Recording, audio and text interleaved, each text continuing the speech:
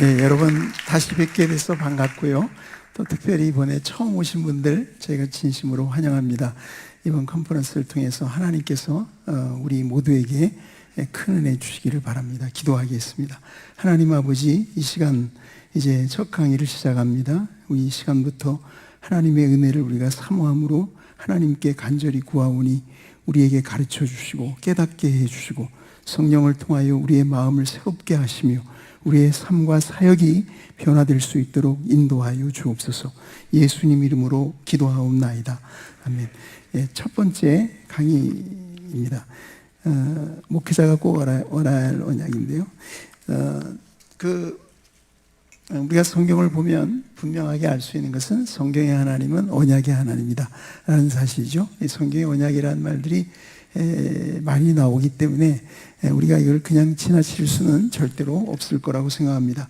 언약은 크게 우리가 세 가지로 나눠 볼 수 있는데, 거기 보시면 첫 번째 이제 구속 언약이라는 게 있죠. 그죠? 이것은 삼위 하나님 사이에서 맺어진 영원한 언약을 가리키는 말입니다.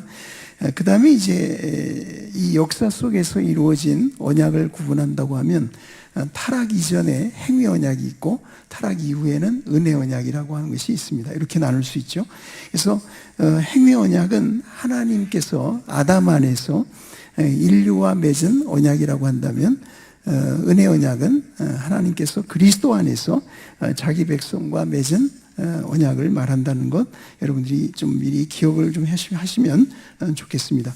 자, 웨스트민스터 신앙고백 7장 1항을 보시면 이렇게 말합니다.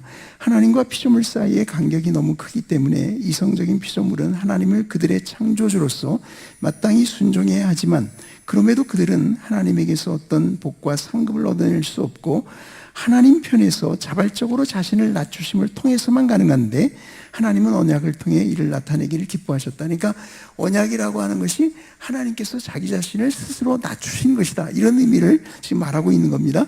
그런 점에서 본다면 언약은 창조주 하나님께서 피조물과 관계를 맺으시는, 여기 제가 그랬죠, 은혜로운 방식이다. 은혜로운 방식이다.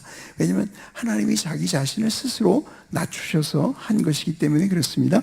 우리가 성경을 읽어보면 성경에는 창조주 하나님이 피조물과 언약을 맺으신 경우가 적어도 6번이 나오고, 그 각각의 대표자들은 거기 나와 있는 대로 아담, 노아, 아브라함, 모세, 다윗, 예수 그리스도, 이렇게 우리가 구분해서 볼 수가 있게 됩니다. 이 각 대표자들로 대표가 되고 있는 언약들, 각각의 강조점이나 특성들이 있지만, 그런 또 전체적으로도 통일성을 갖는다는 점을 제가 이제 나중에 다시 한번 잠깐 정리해서 말씀을 드리겠습니다. 우리가 언약의 중요성을 생각할 때 언약이 왜 중요하냐? 그러면 우선 언약은 성경을 이해하는 해석학적인 틀을 제공한다는 점에서 중요합니다. 그러니까 우리가 특별히 개혁주의 전통에서 발전되어 온 언약신약이라고 하는 거, 그런 점에서 굉장히 중요하다고 할 수가 있습니다.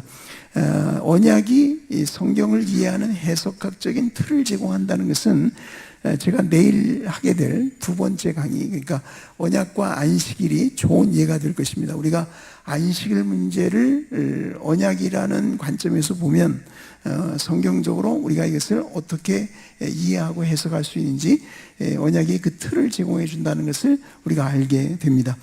근데 언약은 물론 이런 그 성경을 이해하는 해석학적인 틀을 제공한다는 점에서 중요하지만, 사실은 그보다 더 중요한 게 있습니다. 그것이 뭐냐면 하나님과 의미 있는 관계를 맺게 해준다는 것입니다.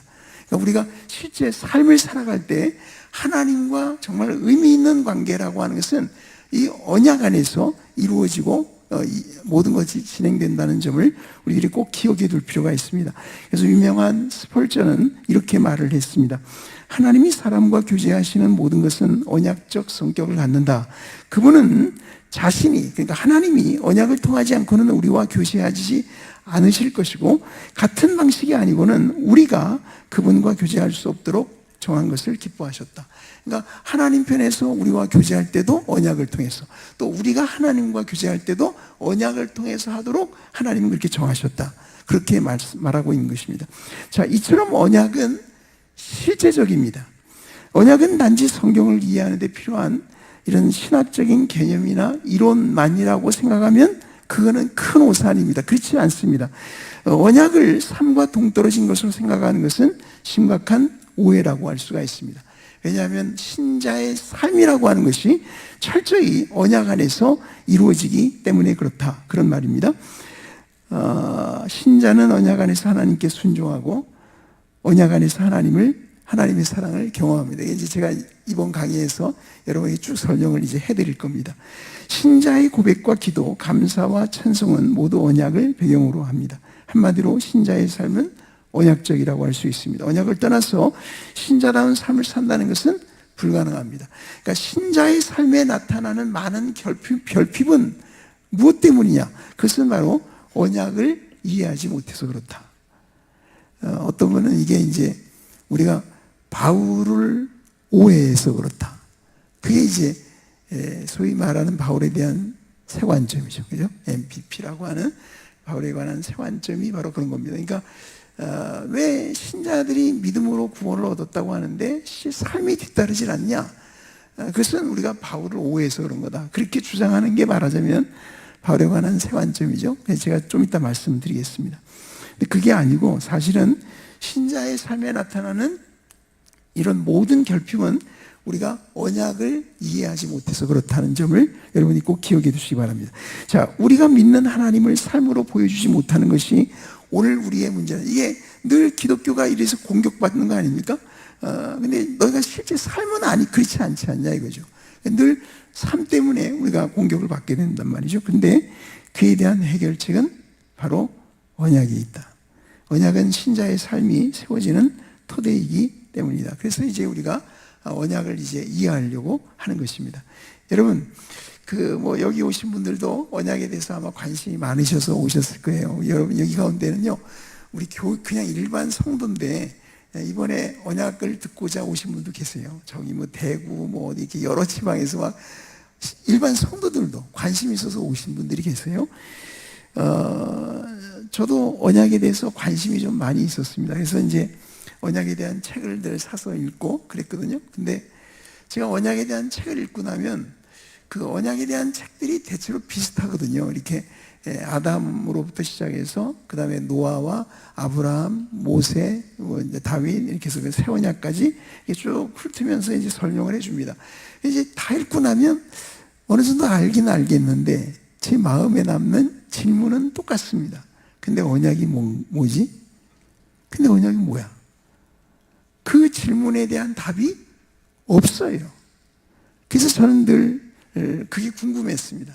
그런데 제가 몇 년 전에 이제 저희 교회 성경을 기표에 따라서 그날도 이제 제가 성경을 읽는데 그게 열왕기상 11장 11절입니다. 하나님께서 솔로몬에게 이런 말씀하신 장면이 나옵니다. 내가 내 언약과 내가 내게 명령한 법도를 지키지 않았다. 하나님이 솔로몬에게 그렇게 말씀해요.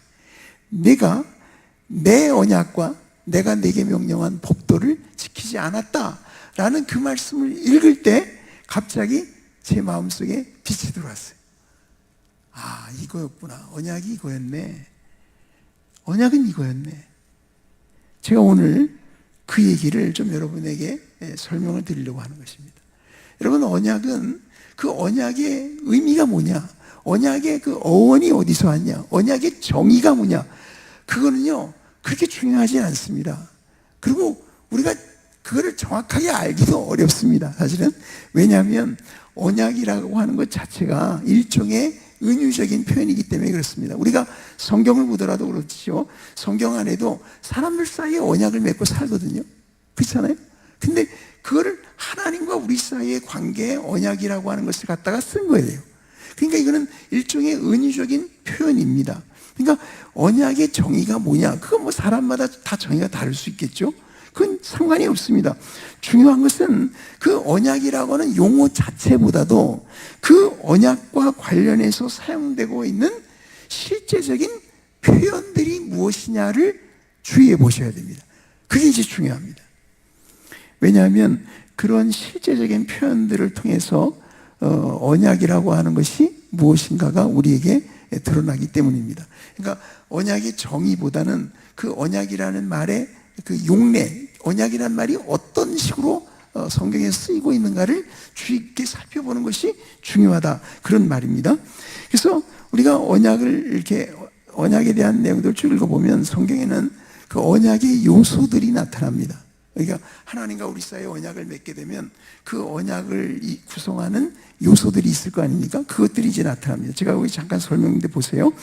10페이지 밑에서 넷째 줄입니다. 노아의 경우에 언약의 요소는 이렇습니다. 하나님 편에서는 홍수 이전에 노아에게 주신 보존의 약속이 있죠, 그죠? 그리고 홍수 이후에도 또 주신 보존의 약속이 있습니다. 그러니까 하나님 편에서 약속을 주신 것입니다. 그게 노아 언약의 요소죠. 그 인간 편에서는 그럼 뭘 해야 됩니까? 인간 편에서는 홍수를 맞을 준비를 해야 됩니다. 그래서 방주를 예비해야 되는, 그리고 방주 안에 들어가야 하는 이런 것이 인간 편에 이제 의무로 주어져 있습니다. 이게 이제 언약을 이루는 요소죠, 그죠? 하나님 편에서는 보존에 대한 약속을 주시고 인간은 방주를 짓고 그 안에 들어가는 뭐 이런 것으로 언약이 이루어지는 겁니다. 아브라함의 경우는 어떠냐? 아브라함의 경우에는 하나님 편에서 주시는 땅과 자손에 대한 약속이 있죠. 그러면 아브라함 편에서는 뭘 해야 됩니까? 할례를 받아야 됩니다. 할례의 요소가 있습니다. 이런 식으로 이제 돼 있어요. 이게 제가 이제 다시 조금 설명드릴 겁니다. 근데 이런 식으로 돼 있는데 이제 여기가 중요합니다. 11페이지 중간에 보시면, 그런데 모세를 통해 율법이 주어진 후부터, 요거는 이제 성경에 나타난 대로만 제가 설명하는 겁니다. 그러니까 우선 요 말을 그대로 들으시면 됩니다. 모세를 통해 율법이 주어진 후부터 언약의 요소는 일정한 형태로 나타납니다. 그래서 그 요소가 뭐냐? 인간 편에서는 계명을 지키는 것입니다. 하나님 편에서는 인자하심을 베푸시는 겁니다. 이게 성경이 보여주는 일정한 언약의 구성이에요. 그러니까 모세 이후로는 이 언약의 구성 요소가 일정하게 나타납니다. 그러니까 언약이 있으면 언제나 하나님은 우리에게 그 언약대로 인자하심을 베푸시고 인간은 계명을 지켜 순종하는 것으로 반응해야 되고, 이렇게 되어 있다라는 말입니다. 성경을 읽어보면 성경에는 이런 언약의 요소를 완벽하게 보여주는 구절이 6개가 나옵니다. 6개가. 제가 이제 거기 적어놓은, 제가 이거를 저는 이제 이게 언약 공식이라고 부를 수 있는 그런 내용인데요. 여러분 한번 잘 보십시오. 그 신명기 7장 9절입니다. 여러분 펜 다 가지고 계시죠? 제가 이제 불러드릴 테니까 거기 밑줄을 치셔야 됩니다. 그 신명기 7장 9절을 보시면 이제 이게 어떤 구절이냐면 이런 구절이에요. 신명기 7장 8절은 뭐냐면 출애굽을 얘기하는 구절입니다. 출애굽은 우리가 아는 대로 출애굽기 2장 마지막이나 6장 초반에 보면 하나님이 출애굽을 왜 시작하시냐면 아브라함과 맺은 언약을 기억하셨기 때문에 출애굽의 역사를 시작하시겠다고 말씀하시죠. 그러니까 이게 언약 사건입니다. 출애굽 자체가. 그래서 출애굽을 말하는데 그러면서 9절에 이어서 이 말씀이 나오는 거예요. 그런즉 너는 알라. 오직 내 하나님 여호와는 하나님이시오 신실하신 하나님이시라. 여러분 성경에서 신실하신 하나님이라는 표현이 여기 처음 나오게 됩니다. 여기 처음 나옵니다. 그러니까 언약 사건인 출애굽 사건을 말하면서 신실하신 하나님이라는 표현이 여기에 처음으로 등장하게 됩니다. 그 신실하신 하나님이 어떤 하나님이냐? 설명을 해주죠. 그를 사랑하고 그의 계명을 지키는 자에게는, 보세요, 인간 편에서는 하나님의 계명을 지켜야 됩니다. 여기 그의 계명을 지키는, 거기 밑줄 치세요. 그의 계명을 지키는, 이건 인간 편에서 할 일입니다. 반면에 하나님은 어떻게 하십니까? 천대까지 그의 언약을 이행하시며, 여기 밑줄 치세요. 그의 언약을 이행하시며 또 밑줄 치세요. 인애를 베푸시되. 그러니까 언약이라고 하는 것은 뭐냐? 인간 편에서는 계명을 지키는 겁니다. 하나님 편에서는 언약을 지키는 게 뭐냐? 인자하심, 인애를 베푸시는 것입니다. 지금 그 얘기입니다.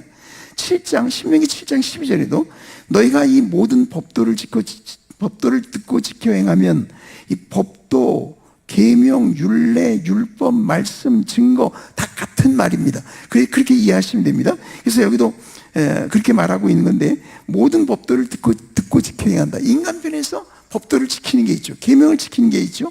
그러면 하나님께서는 언약을 지키시는데 어떻게 합니까? 인애를 베푸십니다. 여기 이 모든 법도를 듣고 지켜 행하면 밑줄 치시고, 그 다음에 언약을 지켜 내게 인애를 베풀 것이라 밑줄 치시면 됩니다. 자, 느헤미야 1장 5절을 보겠습니다. 이르되, 느헤미야가 하는 기도죠.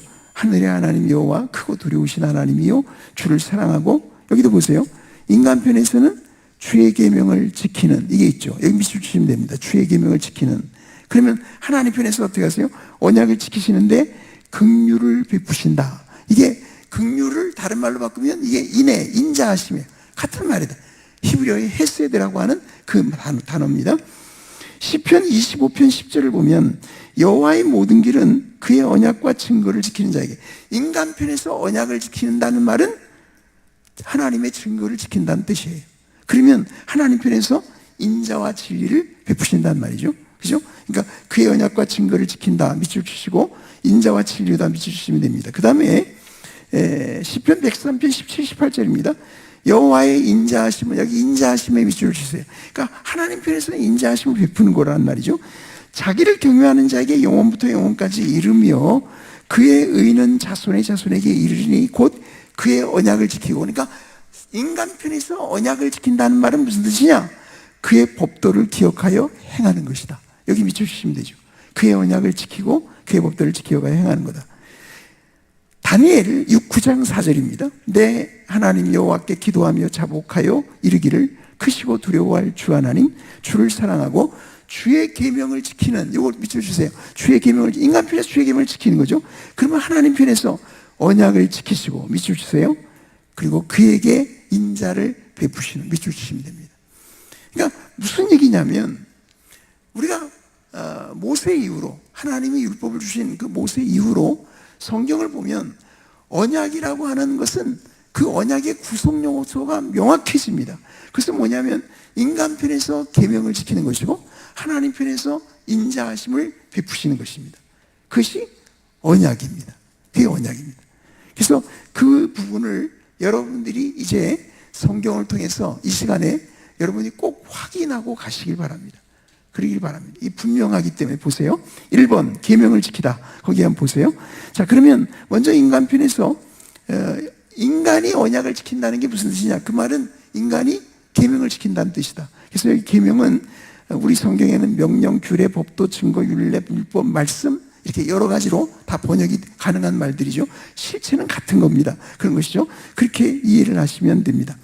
하나님께서 이스라엘과 언약을 세우실 때 그 장면을 출애굽기 24장 3절부터 8절에 거기 기록이 되어 있는데, 거기 읽어보시면 그 언약을 세우는 과정에서 두드러진 것은 뭐냐면, 하나님이 이제 언약을 세우시고 언약서를 이렇게 이제 만드시는데, 근데 여기 보면 이스라엘 백성들의 반응은 뭐냐면 다 언제나 하나님의 말씀을 우리가 준행하겠다, 그 말씀을 지키겠다, 계명을 지키겠다, 이런 반응을 보이고 있다는 사실이죠. 그걸 이제 눈여겨 좀 보시고, 그 이후로 구약 성경에 일관되게 나타나는 인간 편에서 언약을 지키는 것은 바로 인간이 계명을 지키고 율법을 지키고 말씀을 지키고 법도를 지키고 율례를 지키는 것이다. 이것입니다. 이거를 여러분이 이제 살펴보시길 바랍니다.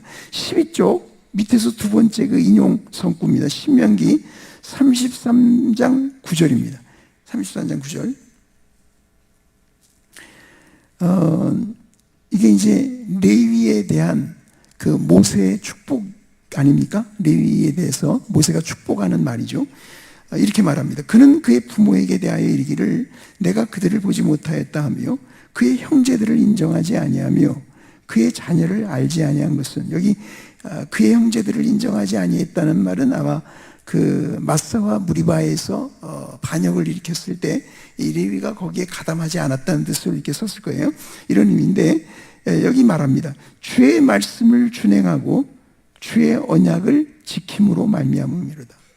레위가 주의 말씀을 준행했다. 그것은 바로 그가 주의 언약을 지켰다는 뜻이다 라고 설명하고 있죠. 그죠? 그러니까 인간 편에서 언약을 지키는 건 언제나 뭐예요? 하나님의 계명을 지키는 게 언약을 지키는 거예요. 다른 얘기가 아니에요. 다른 얘기가 아니에요. 요시야 왕에 대한 이야기입니다. 거기 열왕기하 23장 3절 다 함께 한번 읽어보시죠. 시작. 왕이 단 위에 서서 여호와 앞에서 언약을 세우되 마음을 다하고 뜻을 다하여 여호와께 순종하고 그의 계명과 법도와 율례를 지켜 이 책에 기록된 바 언약의 말씀을 이루게 하리라 하며 백성이 다 그 언약을 따르기로 하리. 예, 언약을 세우는데 그 언약을 여기 언약의 말씀을 이루겠다. 예, 언약을 세우는 거죠. 근데 그 언약을 세운다는 게 뭐냐? 우리가 하나님의 계명과 법도와 율례를 이제 지키겠습니다. 이거잖아요. 이게 언약이에요. 이게 언약이에요. 그 다음 페이지 넘어가 보시면 여호와께서 다윗에게 하시는 말씀이죠. 내 자손이 내 언약과 그들에게 교훈하는 내 증거를 지킬진대. 그러니까 다윗의 자손이 언약을 지킨다면 그건 무슨 뜻이냐? 그것은 그들에게 교훈하는 하나님의 교훈을, 하나님의 증거를 그들이 지킨다는 의미다 라고 성경이 밝혀주고 있지 않습니까? 그런 의미입니다.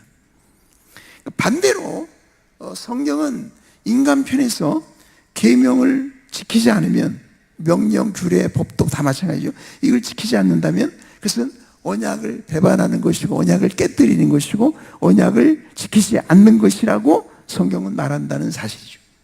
그래서 그 아래 보시면 레위기 26장 14절과 15절입니다. 그러나 너희가 내게 청종하지 아니하며 이 모든 명령을 준행하지 아니하며 내 규례를 멸시하며 내 마음에 내 법도를 싫어하여 내 모든 계명을 준행하지 아니하며, 그러니까 한마디로 계명을 지키지 않았다 이거잖아요. 그게 뭐예요? 내 언약을 배반했다라는 말로 하나님이 설명을 하고 계신 것입니다. 열왕기상 21장 11절에 아까 제가 말씀드렸는데 하나님께서 솔로몬에게 이렇게 말씀하셨죠. 내게 이러한 일이 있었고 또 내가 내 언약과 내가 내게 명령한 법도를 지키지 않았다. 그러니까 솔로몬이 언약을 지키지 않았다는 것은 무슨 뜻이냐? 솔로몬이 하나님의 법도를 지키지 않았다 이 말이에요. 하나님이 솔로몬에게 분명히 말씀하셨는데 하나님의 그 법도를, 계명을 솔로몬이 지키지 않았다. 그것이 솔로몬이 언약을 지키지 않았다는 의미라고 명백히 하나님께서 말씀을 해 주신 것입니다. 그 아래 보면 그 북이스라엘이 주전 722년에 아수르에서 멸망을 당하는데 그 왜 멸망을 당했냐? 북이스라엘이 왜 멸망했냐? 그것은 그들이 언약을 버렸기 때문이다. 근데 그 언약을 버렸다는 말을 설명하잖아요.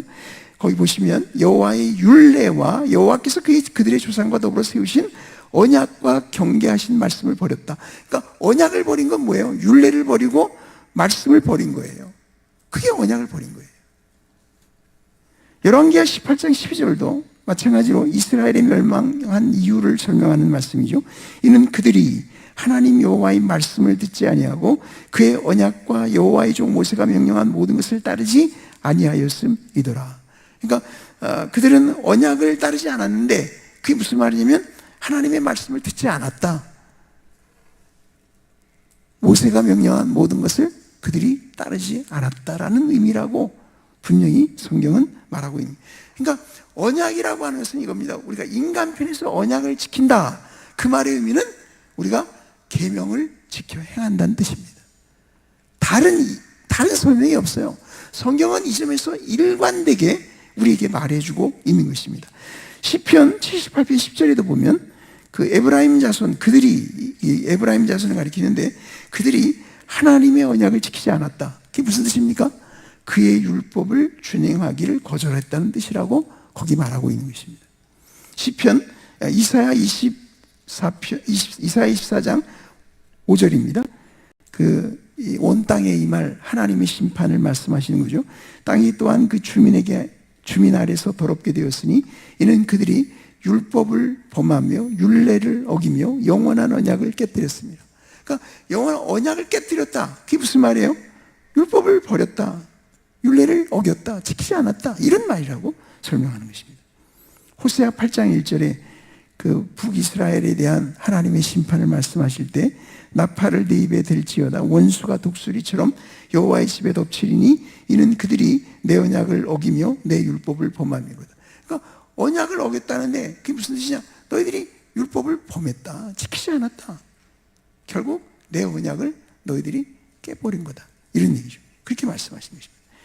여러분, 이거는요 모세에게 율법이 주어진 이후로 요 패턴이 언제나 일정하게 갑니다. 성경은 이 점에서 흔들림이 없습니다. 이것은 신약 성경으로 넘어와도 변하지가 않습니다. 여러분, 신약 성경에 와보면, 신약 성경 그러면 신자가 계명을 지키는 것이 어때요? 중요하죠. 우리가 뭘 보면 알 수 있냐? 예수님이 산상수훈에서 십계명을 해설해 주셨잖아요. 왜요? 우리 보고 그렇게 살라는 거 아니에요? 신자 보고. 신자들은 하나님의 구원의 의대를 입고 나면 하나님의 은혜로 그렇게 살 수 있기 때문에 그렇게 살라고 설명해 주신 거 아닙니까? 그러니까 신약 성경에 오더라도 계명을 지키는 것은 여전히 중요합니다. 예수님 말씀하셨습니다. 내가 율법이나 선지자나 폐하로운 줄로 생각지 말라. 폐하로운 것이 아니요 완전하게 하라미라. 진실로 너희에게 이르노니 천지가 없어지기 전에는 율법의 1.1획도 결코 없어지지 아니하고 다 이루리라. 그러므로 누구든지 계명 중에 지극히 작은 것 하나라도 버리고 또 그같이 사람을 가르치는 자는 천국에서 지극히 작다 일컬음을 받을 것이요 누구든지 이를 행하며 가르치는 자는 천국에서 크다 일컬음을 받으리라. 그러니까 계명을 지켜 행하는 게 중요해요, 안 해요? 중요해요. 왜요? 그것이 바로 우리가 하나님과 맺은 언약을 지키는 것이기 때문에 그래요. 그렇게 말하고 있는 것입니다. 사도 바울은 로마 3장 31절에 그런지 우리가 믿음으로 말미암아 율법을 파기하느냐? 그럴 수 없느니라. 도리어 율법을 굳게 세우느니라. 제가 나중에 다시 한번 설명을 드릴 겁니다. 우리가 쉽게 이게 율법 폐기론에 빠진 사람들이 많아요. 근데 사실은 그건 성경을 잘 몰라서 그런 것이죠. 성경은 그렇지 않습니다. 우리가 언약을 통해서 보면 율법주의도 그렇지만 율법 폐기론도 우리가 절대로 빠질 수 없습니다. 그렇게 될 수가 없어요. 여러분 이 점을 기억하셔야 합니다. 그래서 갈라디아서 5장 13절은 이렇게 말씀하는 거 아닙니까? 형제들아 너희가 자유를 위하여 부르심을 입었으나 그러나 그 자유로 육체의 기회를 삼지 말고 오직 사랑으로 서로 종노릇하라. 온 율법은 네 이웃 사랑하기를 내 자신같이 하라 하신 한 말씀에 이루어졌나니. 그러니까 율법이 끝났습니까? 율법이 폐지됐습니까? 아니에요. 그리스도인들이 오히려 사랑을 실천함으로써 율법을 이루어 가라는 거예요. 이제는 그런 삶을 살 수 있게 되었다는 말이죠. 그죠? 그리스도께서 그 율법의 모든 요구를 십자가에서 다 이루어 주심으로써 이제 우리가 그 은혜를 입고 나서 이제부터 우리도 율법을 지키며 살아갈 수 있는 사람이 되었기 때문에 성경은 이런 교훈들을 우리에게 말하고 있는 것입니다. 그런 것입니다. 그렇기 때문에 하나님의 언약 백성인 우리 편에서 계명을 지키는 이 요소, 이거는 지금도 여전히 중요하다는 점을 잊지 마셔야 합니다. 그래야 됩니다. 이게 이제 종교개혁자들이 말했던 율법의 제3용도죠. 제3용도.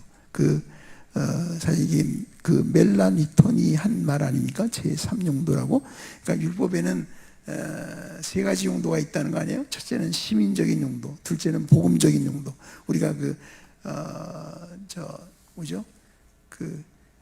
제가 생각이 안 나네. 그 갈라디아서에서 몽학 선생, 율법을 몽학 선생에 비유했잖아요. 그래서 우리가 죄인이라는 걸 깨닫고 그리스도께로 나가게 하는 그런 용도도 있지만, 이런 시민적인 용도, 복음적인 용도가 있지만, 그것 외에 이미 구원받은 신자들이 삶을 살아갈 때 삶을 어떻게 살아야 하느냐를 보여주는 삶의 규칙으로서의 이런 교훈적인 용도, 이거를 이제 율법의 제3용도라고 멜라니톤이 말한 얘기인데, 이 내용입니다. 이것이 여전히 우리에게 중요한 의미로 다가오게 되는 거죠. 그러니까 그 멜라니톤이 말했던 그 율법의 제3용도라고 하는 이 교훈적 용도로 우리가 율법을 쓰는 것은, 그건 어떤 의미냐면 우리가 구원받은 사람으로서 언약을 지키는데 그것은 바로 하나님의 계명을 지켜 행하는 것이란 그 점에서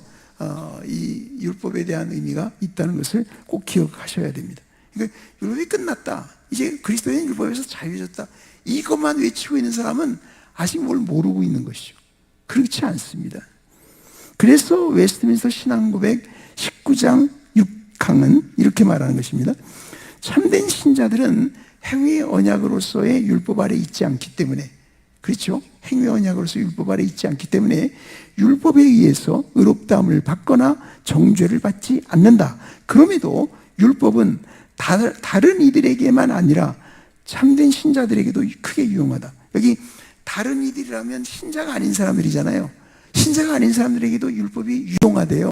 어떤 면에서요? 시민적인 용도나 복음적인 용도에서는 이게 이 사람들에게도 유용한 거죠. 그죠? 그러면 그리스도인 참된 신자들에게는 율법이 유용한데 어떻게 유용해요? 이거는 교훈적인 용도에서 여전히 신자들에게도 유용하다라고 말하는 것입니다. 왜냐하면 율법은 그들에게 하나님의 뜻과 그들의 의무를 알려주는 삶의 규칙으로서 그들이 이에 따라서 행하도록 지시하고 의무를 부과하기 때문에, 그러니까 우리가 율법의 계명대로 살아가는, 그러니까 우리가 그거를 지킨다고 의롭다함을 받는 건 아니잖아요. 그죠? 우리는 오로지 그리스도의 십자가를 믿고 그 그리스도의 의가 우리에게 전가됨으로써만 우리가 의롭다함을 얻는다는 걸 믿잖아요. 그렇죠? 그러나 우리가 그렇게 의롭다함을 얻은 사람이라면 이제부터는 우리가 이 율법을 교훈적인 용도로 사용할 수 있는 사람이 된 것이고 또 그렇게 살아가라고 성경은 우리에게 가르치고 있는 것입니다. 그래서 그 아래 보시면 여러분 잘 보십시오. 이처럼 신자는 칭의가 아닌 성화를 위해 여전히 율법 준수의 의무에서 자유롭지 않다. 이때 율법이 신자의 삶에서 작동하는 근거가 언약이다. 기억해 두셔야 됩니다. 그러니까 십계명이 언약이, 율법이 우리하고 나하고 신자 예수 그리스도를 믿고 이미 구원받은 나에게 무슨 의미가 있냐? 우리가 실제 삶을 어떻게 살아가야 하는 삶의 규칙을 보여준다는 점에서 율법은 여전히 중요하다 이 말이에요. 우리가 그 율법을 지켜 행하며 살아갈 때 그것이 하나님과 맺은 언약을 지키는 것이라는 것을 성경은 우리에게 일관되게 말해주고 있다라는 말입니다. 그런 것입니다. 그러니까 칭의를 위해서는 아니죠. 그죠? 칭의를 위해서는 우리는 그 율법의 모든 요구는 그리스도께서 다 이루셨죠. 우리가 거기 관여할 문제가 없죠. 그죠? 그러나 성화를 위해서는 여전히 율법은 우리에게 중요하다. 그러니까 율법은 이제 다 끝났다. 이제는 우리하고는 무관하다. 이렇게 생각하면 그 사람의 삶이 뭐가 되겠어요? 방종으로 흐를 수밖에 없겠죠. 그러나 신자지만 이미 구원을 받았지만 그것이 나의 삶의 규칙으로서 여전히 유용하다는 것을 알고 그것을 지켜 행할 때 하나님과의 언약을 지켜 행하는 것이 된다는 것을 아는 사람이라면 삶이 분명히 달라질 거라는 점을 우리가 잊지 말아야 될 것입니다. 제가 여기 교재에는 없는데 제가 한 가지 좀 말씀드리고 싶은 것은 이런 겁니다. 여러분 아까 제가 말씀드린 바울에 대한 세 관점, 많은 논란이 있고 여러 가지 설명들이 많죠. 여러분이 읽어보신 분들 계실 때 읽어보시면 좀 복잡하잖아요. 그죠? 그게 굉장히 다양한 스펙트럼을 갖고 있기 때문에 굉장히 좀 복잡하게 들립니다. 근데 그렇지만 지금 제가 말씀드린 우리 성경은 분명히 우리가 인간편에서 하나님의 구원받은 자로서 말이죠. 인간편에서 하나님과 맺은 언약을 지켜 행한다는 것은 곧 계명을 지켜 행하는 것이다. 그러니까 여기서 율법대로 우리가 살아가려고 애쓰는 것은 칭의를 위해서는 중요한 게 아니지만 성화를 위해서는 여전히 중요하다는 것을 우리가 안다면 우리는 그 바울에 대한 세 관점이 왜 잘못된 것인가를 우리가 알 수가 있습니다. 제가 간단하게 한번 설명을 드려볼게요. 저도 이거를 설명을 잘할 수 있을지 모르겠는데 여러분 바울에 대한 세 관점이 이제 대부격이죠. 그 사람이 이제 E.P. 샌더스라는 사람이 주장한 데서부터 시작이 되지 않았습니까? 근데 E.P. 샌더스의 중요한 주장이 뭐냐면 언약적 신율주의라는 것입니다. 언약적 신율주의, 카버넌탈 노미즘이라고 하는 그 언약적 신율주의죠. 그러니까 1세기 유대교는 사도 바울이 우리가 성경에서 읽는 사도 바울이 말하는 것처럼 율법주의적인 종교가 아니었다는 거예요. 언약적 신율주의였다는 겁니다. 그 언약적 신율주의가 뭐냐면 이런 겁니다. 사람이 언약에 들어갈 때는 하나님의 은혜로 선택에 의해서 언약에 들어갑니다. 근데 그 언약에 계속 머물러야 되잖아요. 그 언약에 계속 머무는 거는 그것은 인간의 행위와 그리고 순종에 의해서 그것이 가능하다고 설명을 한 겁니다. 그렇게 된 겁니다. 그게 언약적 신율주의의 간단한 설명이에요. 그게 간단한 설명이에요. 근데 여러분 이제 그 말을 한번 잘 생각해 보세요. 하나님의 은혜로 선택을 받아 언약에 들어갑니다. 근데 만약 이 사람이 행위로서 계명을 지켜 순종하는 게 없다면 어떻게 돼요? 언약에 머물 수가 없겠죠. 그럼 구원을 받아야 못 받아요? 당연히 못 받겠죠. 그렇게 되면. 그죠? 그러니까 그분들의 주장에 따르면 성경에서 말하는 의롭다는 게 무슨 뜻이냐? 의롭다고 하는 것이 무슨 뜻이냐? 사도 바울의 설명에 의하면 사실 우리가 의롭다함을 얻는 것은 언약에 들어가는 걸 의미한다고 볼 수 있어요. 그죠? 그런 의미인데 사실은 이 바울에 대한 세관점을 주장하는 사람들의 견해에 따르면 의롭다함을 얻는다는 것은 뭐냐면 그것은 이 율법을 지켜 행함으로써 순종함으로써 언약 안에 머무는 것이 그게 의롭다는 말이에요. 그런 의미가 됩니다. 실제로 그분들은 그걸 인정해요. 자기들이 인정합니다. 그러니까 우리가 의롭다고 하는 말은 무슨 뜻이냐? 그것은 내가 계명을 지켜서 순종해 살아감으로써 언약에 계속 머무는 것. 그게 곧 나의 의롭다는 의미다. 이렇게 설명하죠. 이게 이제 중요한 차이를 가져옵니다. 무슨 얘기냐면 제가 지금 이제 우리가 의롭다함을 이미 예수 그리스도의 의를 전가받아서 하여튼 우리가 의롭다함을 얻었는데 이미 의롭다함을 얻은 신자로서 살아갈 때 계명을 지키는 것이 중요하다. 왜냐하면 그거는 성화를 위해서 중요한 것이고 그것은 언약을 지키는 것이기 때문에 중요하다. 이렇게 설명드리지 않았습니까? 분명히 성경은 우리가 계명을 지키는 것을 성화와 관련해서 우리에게 말해주고 있습니다. 그런데 바울에 대한 시간점에서 말하는 것은 우리가 계명을 지키는 그 순종이 어디 들어가 있어요? 이게 의롭다함을 얻는 데 들어가 있어요. 요게 문제예요. 그러니까 이들의 주장에 따르면 인간의 구원은 분명히 하나님이 물론 은혜로 선택으로 주는 거지만 그래서 바울이 말한 것처럼 율법주의 종교는 아니지만 그들의 주장입니다. 그게 그런 얘기지만 그러나 인간이 계명을 지켜서 계속 율법 안에 머물러야만 의롭다함을 얻을 수 있는 거니까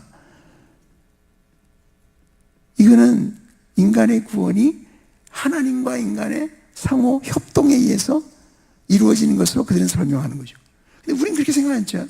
우리의 칭의나 구원은 전적으로 하나님에 의해서 그죠? 단독으로 하나님께서 이루시는 것을 우리가 믿습니다. 근데 구원받고 난 우리가 실제 삶을 살아갈 때는 계명을 지켜 행하는 것이 언약을 지켜 행하는 것으로 중요한데 그것을 통해 하나님은 우리의 성화를 이루신다. 이런 얘기입니다. 따라서 계명을 지키는 순종이 칭의와 구원에 관련되는 게 아니고 사실은 성화와 관련되는 건데 이 MPP 학자들은 그거를 칭의에다 갖다 붙여놓은 거예요. 그런 점에서 본다면 이건 분명히 성경적이지 않아요. 그럴 수가 없어요. 언약적으로 보면 그거는 해설이 안 돼요. 그런 점에서 바울에 대한 생관점은 분명히 잘못 갔다. 분명히 잘못 갔다. 그 점을 여러분들이 좀 기억해 두시면 좋겠습니다. 제가 처음 하는 설명이라 여러분이 이해를 하시는지 모르겠네요. 하여튼 그렇습니다. 그 다음에 두 번째 인자하심을 베푸시다 합니다. 인간 편에서 언약을 지키는 것은 뭐 하는 거라고요? 계명을 지키는 거다. 하나님 편에서 언약을 지키는 것은 뭐라고요? 인자하심을 베푸시는 거다. 이때 이 인자하심이란 말이 바로 히브리어의 헤세드입니다. 헤세드, 우리가 잘 아는 헤세드입니다. 이 말은 인애, 은혜, 긍휼, 자비, 은총, 사랑 등으로 다양하게 번역이 되어 있어요. 우리가 가진 성경에. 그러니까 여러분들이 원어를 그래서 비교를 해보셔야 됩니다. 하여튼 이렇게 번역이 되어 있습니다. 근데 이것도 일관되게 나타납니다. 역시 마찬가지입니다. 그래서 신명기 7장 9절에도 보면 그의 언약을 이행하시며 하나님의 언약을 지키시는 거잖아요. 근데 그것은 인애를 베푸신다는 뜻이다. 설명을 해주잖아요. 신명기 7장 12절에도 언약을 지킨다는 말은 인애를 베푸실 거라는 말이고 그 아래 열왕기상 8장 23절에도 그 여호와의 언약궤를 성전 한 곳에 이렇게 모시고 난 다음에 솔로몬이 드리는 기도입니다. 이 문장이 이스라엘 하나님 여호와여 위로 하늘과 아래로 땅에 주와 같은 신이 없나이다. 주께서는 온 마음으로 주의 앞에서 행하는 종들에게 언약을 지키시고, 그러니까 하나님이 언약을 지키시는데 그게 무슨 뜻이냐? 은혜를 베푸신다는 뜻이다. 은혜가 뭐예요? 이게 헤세드예요. 헤세드예요. 인자하심을 베푸신다는 말이다. 느헤미야 1장 5절입니다. 이르되 하늘의 하나님 여호와 크고 두려우신 하나님이여 주를 사랑하고 주의 계명을 지킨 자에게 하나님이 언약을 지키시는데 그것은 긍휼을 베푸신다는 뜻이에요. 여기서 긍휼은 헤세드입니다. 인자하심입니다. 느헤미야 9장 32절 우리 하나님이여 광대하시고 능하시고 두려우시며 언약과 인자하심을 지키시는 하나님이시요. 이스라엘 자손이 하나님 앞에서 죄를 잡아가고 기도하는데 지금 이렇게 기도하는 거죠. 언약과 인자하심을 지키시는 하나님. 그러니까 하나님은 언약을 지키시는 하나님이죠. 근데 하나님이 언약을 지킨다는 말은 무슨 뜻이냐? 그것은 인자하심을 지키신다는 뜻이다. 이런 말이에요. 이게 언제나 일정합니다. 언제나 일정합니다. 그러니까 하나님이 언약을 지킨다는 게 무슨 딴 뜻이 아니고 무슨 복잡한 설명을 요구하는 게 아니고 사실은 하나님이 이 언약적인 사랑, 이 헤세드라고 하는 이 신실한 사랑을 베푸신다는 의미다 라고 설명을 하고 있는 것입니다. 다윗 언약과 관련 시편 89편 28절입니다. 그를 위하여 하나님이 다윗에게 하신 말씀이죠. 그를 위하여 나의 인자함을 영원히 지킨다. 나의 인자함을 영원히. 이게 뭐냐? 그와 맺은 나의 언약을 굳게 세운다는 뜻이다. 이런 말이죠. 그 다음에 시편 89편 33, 34절에도 그러나 나의 인자함을 그에게서 다 거두지는 않는다. 그러니까 하나님의 인자함을 거두지 않는다. 그 말은 내 언약을 깨뜨리지 않겠다는 뜻이다. 이런 말로 우리가 이해할 수 있죠. 그죠? 그런 의미입니다. 그런 의미입니다. 시편 106편 45절에도 이스라엘이 그 포로된 중에 드리는 기도겠죠. 그 포로된 중에 있을 때 얘기인데 그들을 위하여, 그러니까 이 그들 포로된 중에 있는 이스라엘을 위하여 하나님의 언약을 기억하시고 그 크신 인자하심을 따라 뜻을 돌이키사, 이렇게 되어 있죠. 그러니까 여러분이 주목해 보실 것은 하나님이 언약을 지키신다고 하실 때 무슨 뜻으로 그 말씀을 하시냐? 하나님의 인자하심을 베푸시겠다는 뜻으로 그 말씀을 하고 있다는 것을 기억해 두셔야 합니다. 그래야 됩니다. 이사야 54장 10절에도 보면 산들이 떠나며 언덕들은 옮겨질지라도 나의 자비는 내게서 떠나지 아니하며, 이때 자비가 뭐예요? 헤세드예요. 헤세드. 나의 인자함은 내게서 떠나지 않는다. 그 말이 무슨 뜻이냐? 나의 화평의 언약은 흔들리지 않는다는 뜻이다. 설명을 하시잖아요. 우리가 그렇게 이해하는 거죠. 다니엘 9장 4절에도 하나님을 가리켜서 언약을 지키시고 그에게 인자를 베푸시는 이시요. 그러니까 하나님이 언약을 지키신다는 말은 하나님이 인자를 베푸신다는 의미다. 여러분, 이것을 여러분들이 꼭 기억해 두셔야 합니다. 자, 정리하면 이렇게 되죠. 언약이라고 하는 것은 뭐냐? 언약이라고 하는 것은 인간 편에서 하나님의 계명을 지키고 하나님 편에서는 그분의 인자하심을 베푸신다는 것이다. 이게 언약입니다. 이게 언약입니다. 여러분이 그 점을 꼭 기억을 해 두시기를 바랍니다. 이제 이거는 우리가, 여러분이 이걸 이 폼을 알고, 이 공식을 여러분이 잘 알고 나면 성경의 많은 부분들이 다 새롭게 보일 거예요, 아마. 여러분이 보시면 그래요. 왜냐하면 성경에 인자라는 말 엄청나게 많이 나오거든요.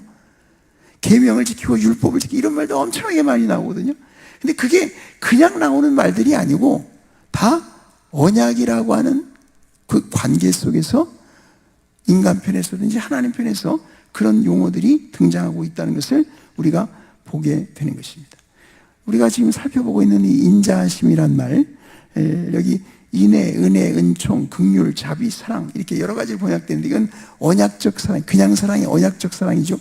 이 사랑은 변함없는 사랑이고 신실한, 성실한 사랑을 의미하는 말입니다. 그래서 영어로 이거 표현할 때 steadfast love 그렇게 썼죠. steadfast love. 그냥 love가 아니고 steadfast love. 그러니까 변함이 없는 그런 사랑이에요. 이게 언약의 사랑이죠. 그래서 이 인자심이란 말은 종종 성실하심이란 말과 같이 등장을 합니다. 이 성실하심이란 말이 히브리어의 에메트인데 우리말엔 진실, 진리로도 번역이 되어 있죠. 그러니까 영어로 이게 faithfulness인데, 그러니까 하나님의 인자하심이라는 것은 곧 하나님의 성실한 사랑을 의미한다. 이런 의미로 우리가 이해하면 될 것입니다. 예를 거기 드러난 데 한번 보세요. 아브라함. 제가 아브라함 얘기 좀 이따 하게 할 겁니다. 자, 아브라함이 이제 아들 이삭의 아내를 택해오도록 자기 늙은 종을 고향으로 보내지 않았습니까? 그 고향에 간 늙은 종이 성 밖에 우물 곁에서 하나님께 기도를 합니다. 근데 이렇게 기도했다는 거예요.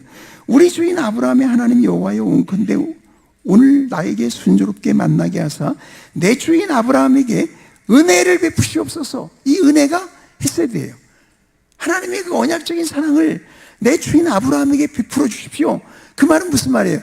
우리 주인이 원하는 대로 그 아들 이삭의 배우자를 잘 만나게 해달라, 이런 뜻이겠죠. 하여튼 그렇게 기도를 했는데 그 기도 끝에도 보면 쭉 기도하면서 이로 말미암아 주께서 내 주인에게 은혜 베푸심을 내가 알겠나이다. 만약 하나님이 예비하신 그런 그 이삭의 배우자를, 이삭을 위해서 정한 사람을 만나게 해주신다면 하나님이 인자하심을 베푸신 것이라고 알겠다, 이렇게 이제 기도를 했거든요. 근데 어떻게 됐죠?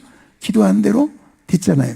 그랬을 때 이 늙은 종이 하나님께 감사를 하는데, 감사하는 말이 이렇게 되어 있습니다. 나의 주인 아브라함의 하나님 여호와를 찬송하나이다. 나의 주인에게 주의 사랑과, 이게 헤세드고요, 성실, 에메트입니다, 를 그치지 아니하셨사오며 여호와께서 길에서 나를 인도하사 내 주인의 동생 집에 이르게 하셨나이다. 여기는 왜 사랑에다가 성실을 갖다 붙이겠어요? 이게 자기가 자기 주인에게 사랑을, 헤세드를 베풀어 달라고 기도를 했는데 그렇게 되니까 말이죠. 이 종이 볼 때, 하나님이 우리 주인 아브라함에게 베푸는 이 사랑은 성실한 사랑이구나 확인하지 않았겠습니까? 그러니까 이렇게 기도를 하는 거죠. 기도 응답을 통해서 이 사랑이 성실한 사랑임을 깨닫고 종이 이렇게 기도하고 있는 것입니다. 야곱입니다. 야곱은 고향으로 돌아갈 때 형 에서가 400인을 거느리고 온다는 말 듣고 이제 아주 기겁을 하죠. 그래서 하나님께 말씀을 드립니다. 거기 보면 나는 주께서 주의 종에게 베푸신 모든 은총과 모든 진실하심을, 여기 모든 은총, 이게 인자하심이고 진실하심, 이게 성실하심입니다. 모든 은총과 모든 진실하심을 조금도 감당할 수 없사오나 내가 내 지팡이만 가지고 이 요단을 건넜더니 지금은 두 때나 이루었나이다. 그러니까 그동안의 삶을 통해서 자기가 경험한 거예요. 하나님의 이 은총, 인자하심이라는 걸 이 야곱이 경험한 거죠. 그래서 이렇게 말하는 거 아닙니까? 그 하나님의 인자하심은 언제나 변함이 없는 진실하신, 성실하신 그런 사랑이었다라는 것을 지금 고백하고 있는 것입니다. 그렇기 때문에 야곱은 그런 하나님의 인자와 성실하심을 생각하면서 지금 형이 나를 죽이러 오는 것 같은데, 보복하러 오는 것 같은데 이 상황에서도 좀 나를 건져주십시오라고 기도하고 있는 내용 아닙니까? 그렇죠? 그런 내용으로 우리가 이해를 하면 이 말의 의미가 살아나게 되는 것입니다. 세 번째, 모세입니다. 모세. 거기 한번 보시겠습니다. 이스라엘이 금송아지를 만들어 숭배한 사건이 있은 후에 하나님이 시내산에서 그들과 언약을 세우신다. 그때 하나님은 자신의 이름을 이렇게 반포하신다. 여호와라 여호와라 자비롭고 은혜롭고 노하기를 더디하고 인자와 진실이 많은, 여기 그랬죠. 인자와 진실이 많다. 인자와 성실이 많다. 왜냐? 인자를 천대까지 베풀며 악과 과실과 죄를 용서하기 때문에. 그죠? 그러니까 인자와 진실이 많다는 의미가 이런 의미죠. 인자를 천대까지 베풀고 악과 과실과 죄를 용서한다. 이렇게 하나님이 말씀을 하시니까 모세가 그 말을 듣고는 하나님께 즉각적으로 기도를 하는 거예요. 주여, 내가 주께 은총을 입었거든 원하거든 주는 우리와 동행하옵소서. 이런 목이 뻣뻣한 백성이니이다. 우리의 악과 죄를 사하시고 우리를 주의 기업으로 삼으소서. 여기 우리의 악과 죄를 사해달라. 왜 이렇게 기도하죠? 지금 그랬잖아요. 하나님이 스스로 모세에게 말씀하시는데, 나는 인자와 진실이 많은 하나님이야. 인자를 천대까지 베풀고 악과 과실과 죄를 용서해주는 하나님이야. 이렇게 말씀하셨거든요. 모세가 그 말을 듣자마자 우리 좀 용서해 주십시오. 이렇게 나온 겁니다. 왜냐하면 하나님의 그 인자가 성실하신 사랑이라는 걸 알기 때문에 이번에도 하나님이 용서해 주실 것을 거기에 의지해서 모세는 간구하고 있었던 겁니다. 네 번째, 다윗입니다. 다윗은 길앗 야베스 사람들이 사울을 장사한 사실을 알고 전령을 보내서 말합니다.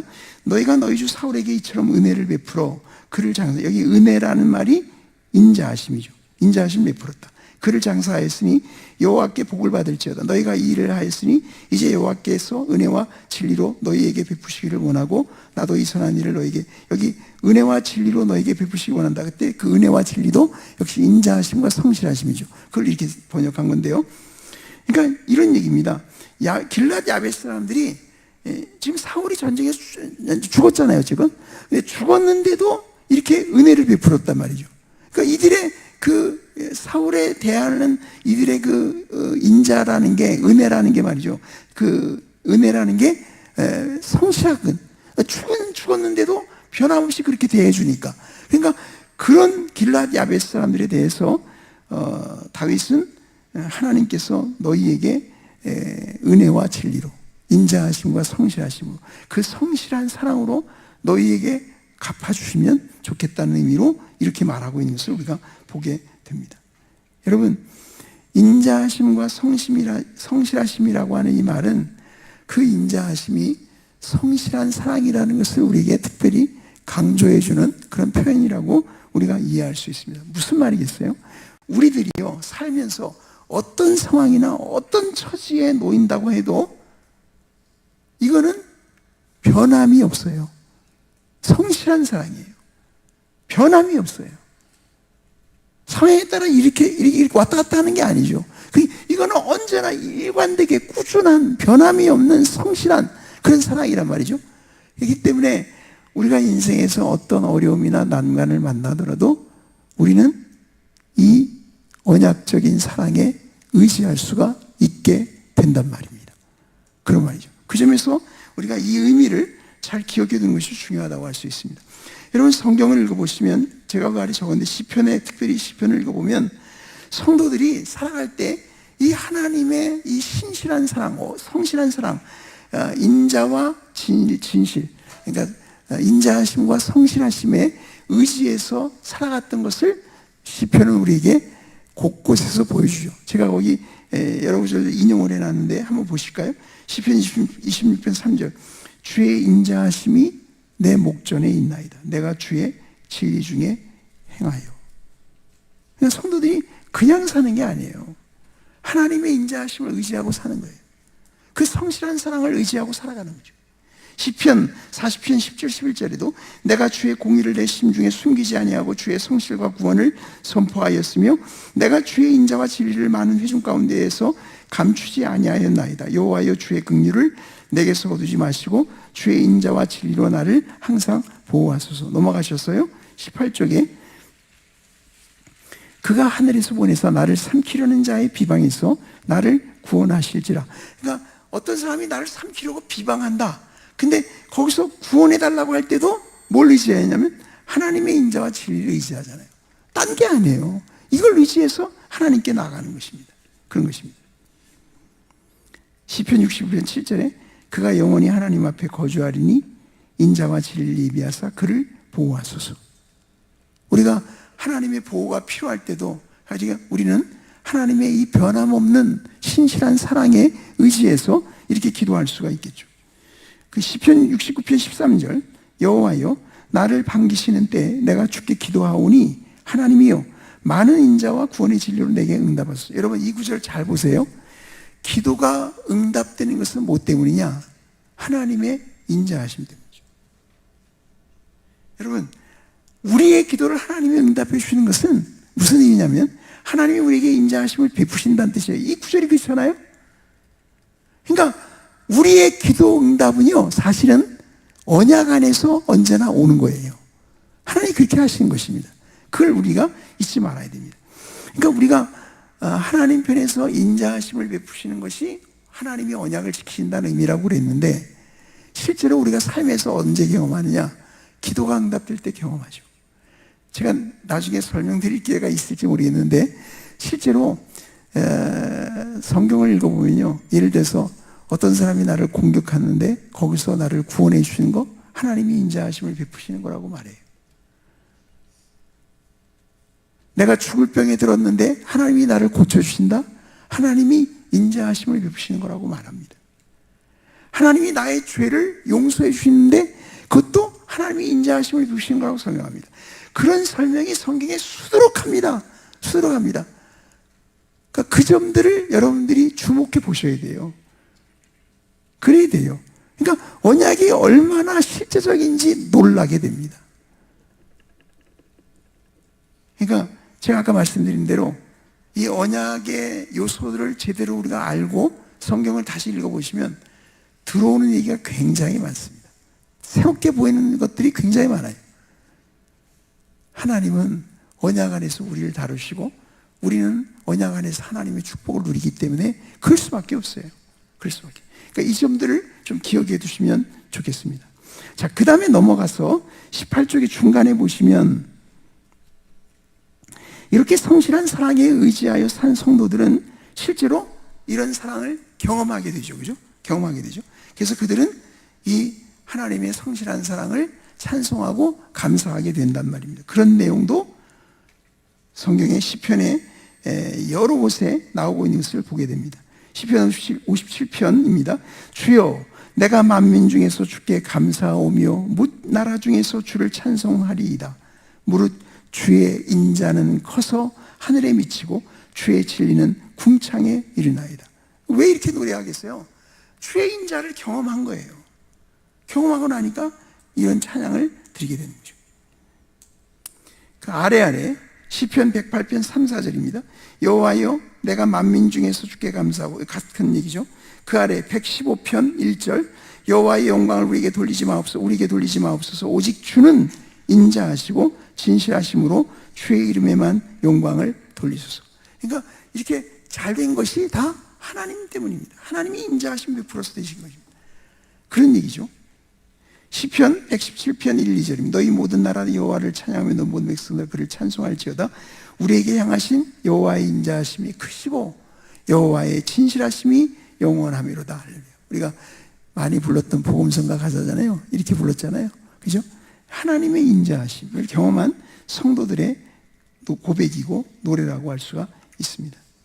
자, 그 아래 가셔서 그러면 언제 하나님의 인자하심과 성실하심에 의지할 수 있을까? 그것은 우리가 언약을 지킬 때입니다. 우리가 하나님의 계명을 지키고 살아간다면 하나님 편에서 우리에게 언약대로 인자하심을 베푸시겠죠. 그렇게 하시겠죠. 그래서 시편 119편에 보면 시편 기자가 7번 하나님의 인자하심을 의지한다고 말을 하는데, 그때 보면요, 언제나 시편 기자는 자기가 하나님의 계명대로 살고 있다고, 살려고 한다고 그런 고백을 같이 하죠. 그 보세요. 41, 42절. 여호와의 주의 말씀대로 주의 인자하심과 주의 구원을 내게 임하게. 지금 주의 인자하심을 기대하고 바라는 거 아닙니까? 근데 이렇게 말을 할 때 시편 기자는 뭐라 그러냐면, 그리하시면 내가 나를 비방하는 자들에게 대답할 말이 있사오니 내가 주의 말씀을 의지함이니이다. 그러니까 인간 편에서 주의 말씀을 의지한다는 말은 계명을 지킨다는 얘기예요. 그러니까 하나님 편에서 인자하심을 달라는 거예요. 그래서 하나님이 그렇게 하시겠죠. 그렇게 하시겠죠. 우리가 언약 안에서 살아간다는 것은 이런 점에서 굉장히 중요하다고 할 수 있습니다. 그러니까 내가 정말 하나님의 계명대로 지켜서 살아가려고 한다면, 물론 우리가 100% 그렇게 못하겠죠. 그러나 우리가 적어도 그렇게 노력하고 애쓰고 주를 의지해 살아가려고 한다면 하나님께서 우리에게 인자하심을 베풀지 않으시겠습니까? 그 얘기를 우리들이 분명하게 할 수 있어야 됩니다. 하나님은 언약의 하나님이시기 때문에 하나님이 우리에게 빈말을 하지 않으신다. 그렇게 생각하셔야 합니다. 자, 시간이 좀 없어서 제가 조금씩만 건너뜁니다. 자, 거기 한번 보시고요. 다음 페이지, 맨 마지막 페이지로 넘어가겠습니다. 맨 마지막 페이지. 20페이지. 자, 이처럼, 그 본문을 보세요. 이처럼 성경이 보여주는 언약의 요소는 일정하다. 다시 기억하세요. 그것은 뭐냐? 인간 편에서는 계명을 지키는 것이고 하나님 편에서는 인자하심을 베푸시는 것이다. 이 두 요소는 언약 안에서 하나로 묶여 있다. 이것이 모세에게 율법이 주어진 이후로 성경에는 이렇게 일관되게, 언제나 일관되게 나타난다, 그 말입니다. 자, 그런데요, 제가 여기서 이제 언약의 통일성 문제를 잠깐 설명을 드려야 될 것 같아요. 왜냐하면 이런 질문이 생기지 않습니까? 그러면 그게 모세 언약 이후로 나타나다. 그러니까 모세 언약, 다윗 언약, 죄송합니다. 맞죠? 모세 언약, 다윗 언약, 새 언약 다 일관되게 나타납니다. 이게. 그러니까 언약이라고 하는 것은 인간 편에서 계명을 지키는 것이고 하나님 편에서 인자하심을 이게 일관되게 나타납니다. 자, 그러면 그 전에 있었던 언약은 어떨까요? 아브라함 언약은 어떨까요? 노아 언약은 어떨까요? 아담 언약은 어떨까요? 이런 질문이 생기죠. 답은 이렇습니다. 그러니까 아담 언약과 노아 언약은 보편적인 언약이에요. 무슨 얘기냐면 그 언약의 대상이 구원받은 사람들이 아니에요. 딱 이렇게 아니죠. 여러분, 그 아담 언약을 읽어보면 그 언약은 사단과 그리고 인류 전체에 대한 내용으로 되어 있죠. 또 노아 언약을 보시면 그 이제 보존의 창조세계의 보존에 대한 관련된 언약 아닙니까? 근데 노아 언약을 읽어보시면 그 노아 언약의 당사자는 사실은 인류 전체와 이 창조된 우주 전체예요. 이 창조세계 전체예요. 이렇게 되어 있단 말이에요. 이건 보편적이죠. 그러니까 거기서 계명을 지켜 행할 요소가 없어요. 거기는. 그러니까 무슨 이렇게 보편적인 언약이기 때문에, 그래서 거기에는 이 언약의 요소가 나타나질 않죠. 당연히 나타나지 않죠. 그러나 아브라함 언약부터는 달라요. 아브라함 언약부터는 아브라함 언약, 모세 언약, 다윗 언약, 새 언약으로 이어지는 이 언약들은 다 특수한 언약들이죠. 그죠? 구원받은 사람들과 관련돼 있잖아요. 그렇기 때문에 제가 말씀드린 대로 모세 이후로 이 언약의 요소가 일관되게 나타난다고 한다면 아브라함 언약은 어떨까요? 여러분, 아브라함 언약 어떨까요? 아브라함 언약에도 이 요소가 나타납니다. 사실은 나타납니다. 아까 제가 말씀드렸는데 아브라함 언약은 하나님 편에서 아브라함에게 땅과 자손에 대해서 약속을 주신 거라 그랬고, 그러면 인간 편에서 뭐라 하는 거라 그러죠? 할례를 받는 거라 그러죠. 그런데 우리가 성경을 읽어보면 할례의 의미를 성경은 어떻게 풀어줬냐면, 그 할례라고 하는 것은 사실은 할례의 의미는 뭐냐? 그거는 마음의 할례를 받는 것을 의미한다. 그 마음의 할례를 받는다는 것이 뭐냐? 그거는 계명을 지키는 것이다. 이게 성경에 나온 설명이에요. 여러분이 그렇게 이해하신다면 아브라함 언약에도 하나님이 아브라함에게, 아까도 그 아브라함의 종이 갔을 때 종이 아브라함에게 헤세드를 베풀어달라. 그러니까 아브라함에게도 하나님이 인자하심을 베풀고 아브라함은 하나님의 계명을 지켜 살고, 이런 요소가 사실은 거기도 똑같이 나타난다. 그거를 여러분이 성경을 보셨으면 확인하실 수가 있게 됩니다. 그렇게 됩니다. 자, 그 다음에 이제 그렇게 우선 이해하시고요. 그 다음에 또 한 가지는 이제 언약의 조건성 문제입니다. 언약의 조건성. 거기 이제 본문을 다시 한번 돌아가서 보시면 따라서 그 단락의 위에서 넷째 줄이에요. 따라서 하나님이 베푸시는 인자하심을 누리면 하나님의 계명을 지키는 것이 우리에게 요구된다. 이런 점에서 언약은 조건적이다. 보세요. 언약은 인간 편에서 계명을 지키는 건 하나님 편에서 인자하심을 베푸신 거라 그랬죠. 그러면 인간이 계명을 지켜야지 하나님이 인자하심을 베풀 거 아니에요. 난 아무렇게나 사는데 그냥 하나님의 인자하심을 베푼다. 이렇지는 않죠. 그렇게 되지 않아요. 이런 점에서 보면 분명히 조건적이에요. 그런데 그때 조건이라는 말은 어떤 의미냐? 그 아래 보시면 이때 조건은 공로적 원인의 의미가 아니라 도구적 원인이라는 의미다. 그 아래 설명을 했어요. 하나님은 우리가 계명을 지키는 공로로 인자하심을 베푸시는 게 아니다. 우리가 계명을 지키는 것은 하나님이 인자하심을 베푸시는데 아무런 영향을 주지 못한다. 그 대신 하나님은 그분의 계명을 지키는 우리에게 인자하심 베풀기를 기뻐하신다. 그러니까 우리에게 인자하심을 베푸는 방편으로서 그냥 계명을 지키는 것을 요구하시는 것이지 우리에게 그런 공로로서 요구하는 게 아니라, 이런 말입니다. 이게 누구 설명이냐면 그 프랑스와 트레틴이라는 사람의 설명이에요. 사실은요. 이게 여러분 그 17세기 제네바 대학에서 신학 교수로 있던 사람이잖아요. 그 칼빈의 후계자가 베자인데 베자의 후계자가 됐던 사람이 프랑스와 트레틴이죠. 근데 이분의 설명입니다, 이게. 그래서 여기서 조건은 공로적인 의미가 아니고 방편적인 의미다라고 설명한 건데, 여러분이 그렇게 이해를 하셔야 됩니다. 조건이라는 말을 그렇게 이해하셔야 합니다.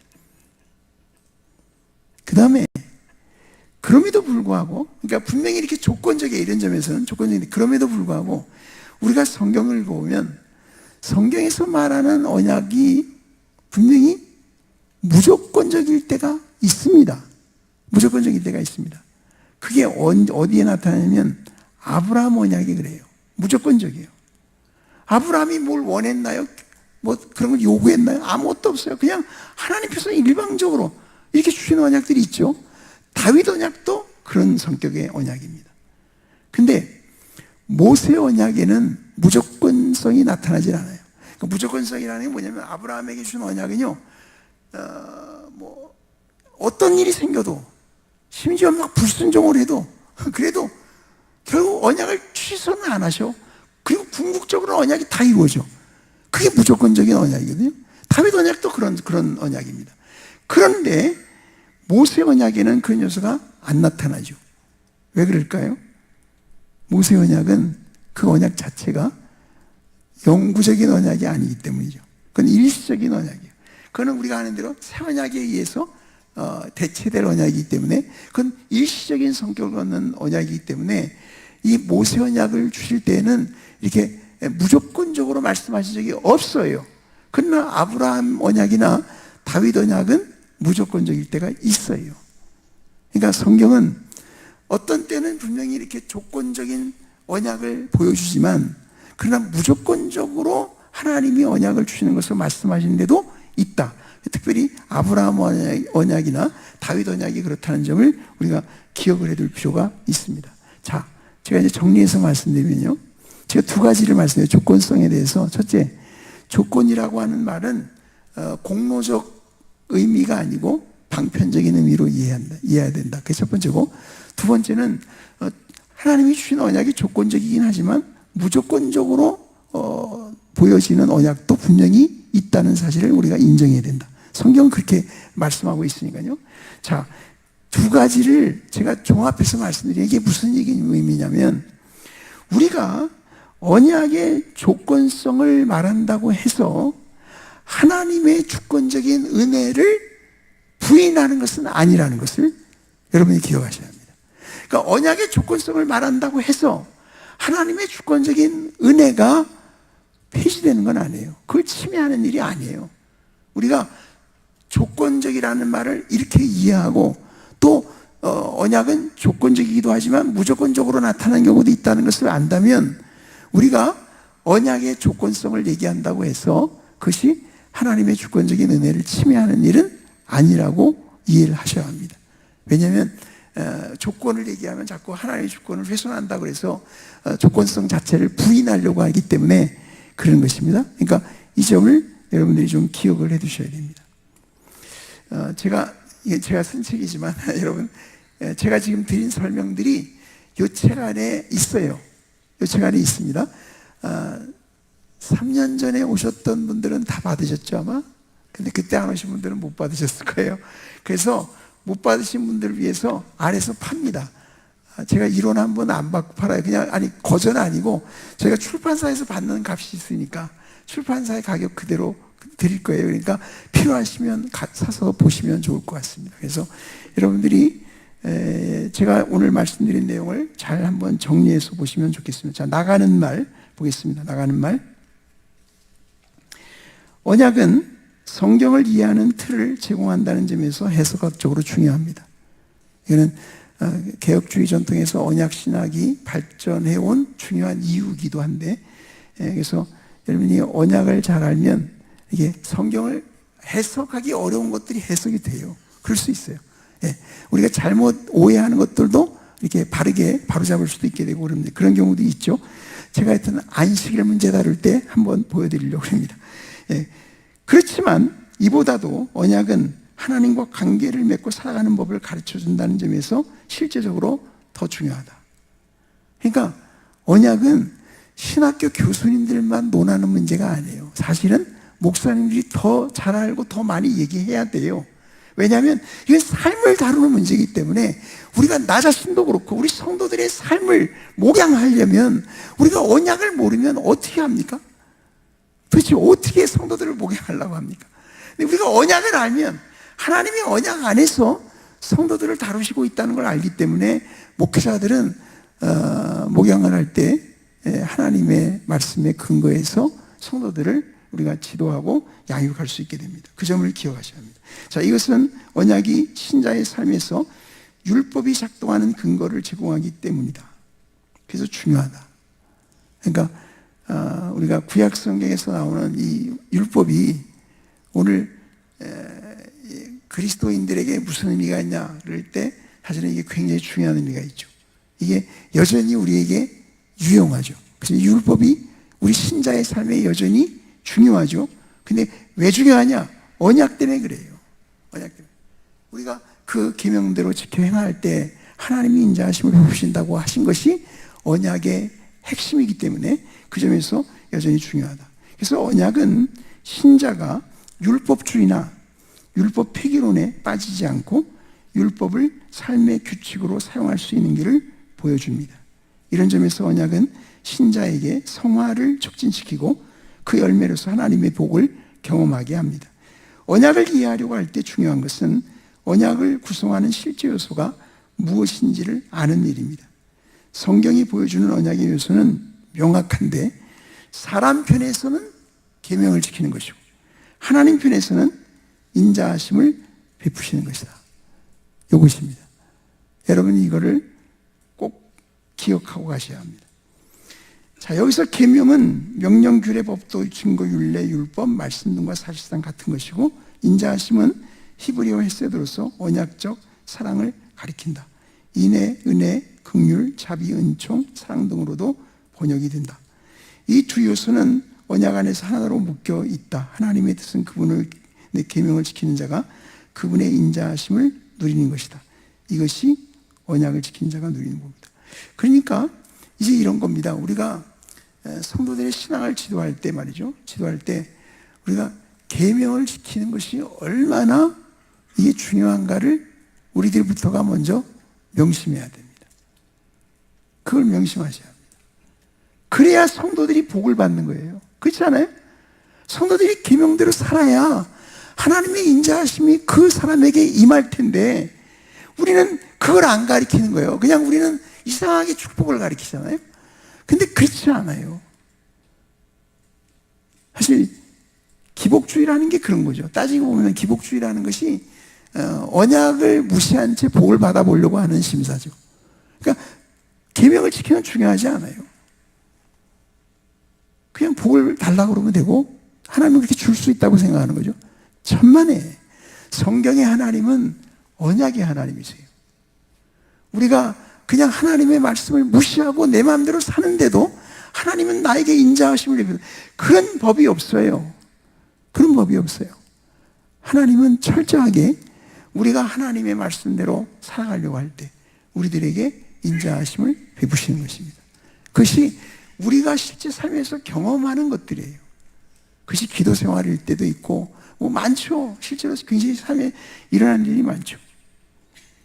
저도 제가 2015년도에 항암 치료 받았는데 제가 항암 치료 받고 지금까지 이렇게 살아있는 것은 저는 하나님의 인자하심 때문이라고 확신해요.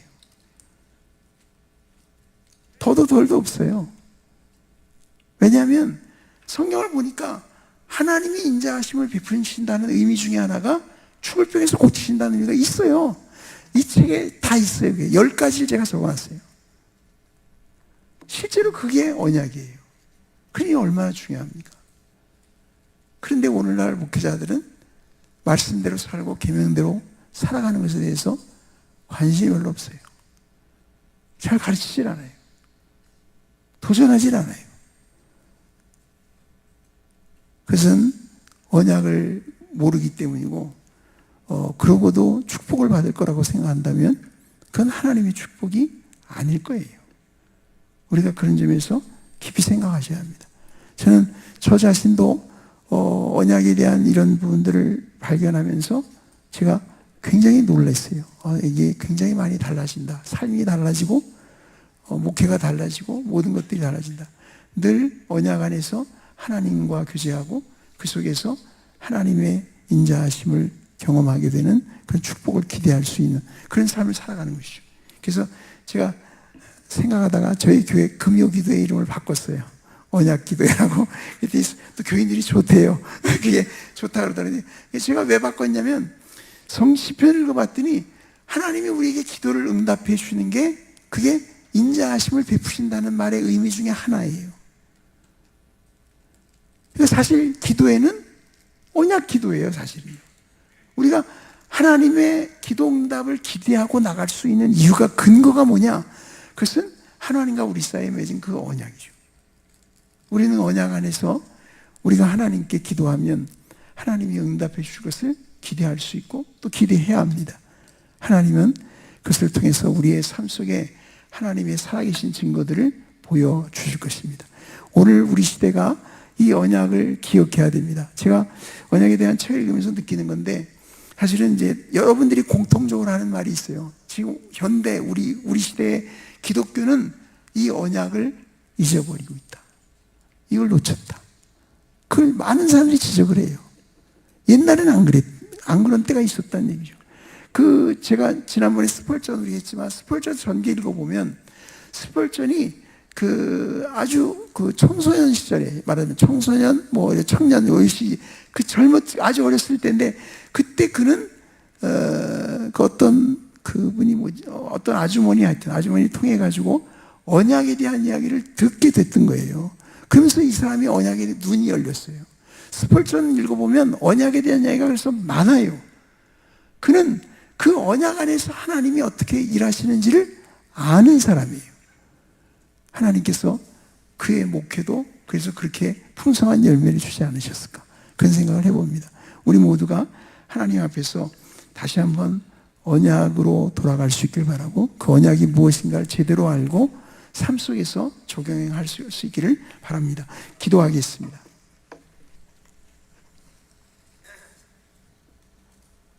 하나님 아버지, 오늘 저희들이 언약의 요소에 대해서 살펴보았습니다. 하나님은 언약의 하나님이시고 언약 안에서 우리를 만나주시고 또 우리는 언약 안에서 하나님께로 나아갈 수 있음을 보았습니다. 아버지 하나님, 우리가 하나님의 계명을 지켜 행하는 것이 하나님께 대한 언약을 지키는 것이라는 사실을 잊지 않게 해주옵소서. 그래서 우리가 이것을 무시하고 살아가지 않도록 주님께서 왜 산상수훈을 통해 십계명을 그렇게 자세하게 해설해 주셨는지를 그 의미를 잘 깨달을 수 있도록 인도해 주옵소서. 그래서 우리들의 삶이 새롭게 변화될 수 있도록 은혜를 베풀어 주옵시고 또 그런 삶 속에서 하나님이 언약대로 우리에게 인자하심 베푸실 것을 기대하고 그것을 사모하는 우리 모두가 되게 하셔서 우리의 삶이나 우리의 목회 사역이나 모든 현장들 속에서 언약의 하나님을 우리가 만나고 경험하고 찬송할 수 있도록 인도해 주옵소서. 예수님 이름으로 기도하옵나이다. 아멘.